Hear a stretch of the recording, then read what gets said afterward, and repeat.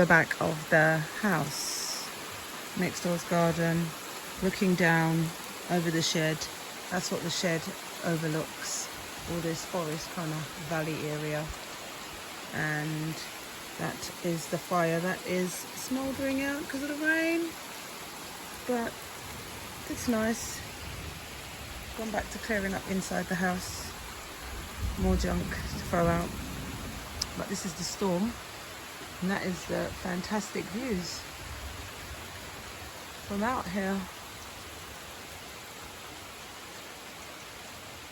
It's not bad, it's not cold either. That is the view.